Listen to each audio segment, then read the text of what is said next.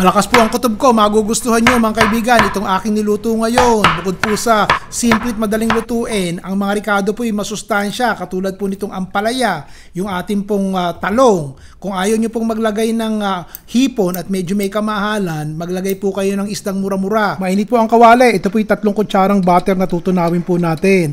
Medyo sizzling ampalaya at talong ang gagawin natin So ilagay na po natin tong maninipis at mahahabang hiwa ng ating talong.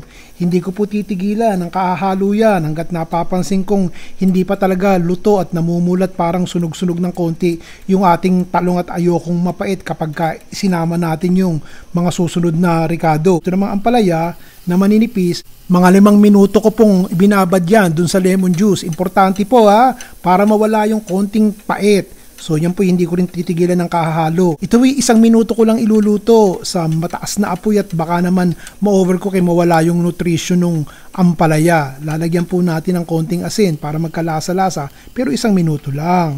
Isusunod na po natin tong hipon. Maliwanag po usapan Basta pwede po kayong maglagay ng kahit na anong piniritong isda na tostado dito sa ating ensaladang talong at saka ampalaya. Gagawa pa tayo ng sauce nito. Sandali po.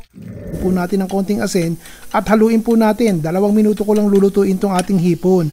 Panalo po yun. Ito 2 minuto lang. Ito naman po ang estimahin natin. Ang paggawa ng sarsa. Painit po tayo ng 2 kutsarang mantika at maglagay po tayo ng bawang, sibuyas. Haluin ng konti ang ating bawang at sibuyas. Pagkatapos isunod na po natin itong ating kamatis. Isang malaking kamatis lang yan, di po ba? Ligisin nyo ng ligisin yung kamatis at importante pong talagang maluto, lutong-luto itong ating kamatis bago po natin lagyan ng susunod na ricado. Timplahan po natin ng konting asin. Lagyan na rin po natin ng patis. Ito yung 1 kutsarang patis lamang. Ito po yung pampakulay. Atsuete po. Lagyan natin ng 1 tasang tubig.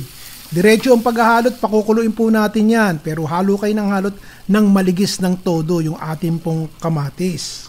Kumukulo na po ito. Palagay ko ayos na. Tanggalin na po natin sa kalan. Ganun rin po ang pagsisilbi nito.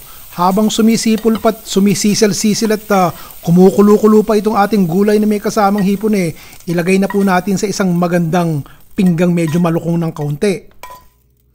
At ito namang ating kumukulong sarsa ilagay na po rin natin. Huwag nyo itotodot lahat, ayaw nyong malabsak at malunod yung ating gulay dun sa ating sarsa. Tapikin nyo lang po ng konti, tikman nyo kung maayos na.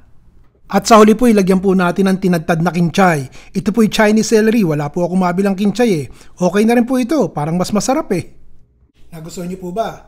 Ilagay nyo po yung comment nyo dito sa baba't binabasa ko. Naman sa mga kaibigan nating medyo hindi nagustuhan, hayaan nyo po, ulitin ko.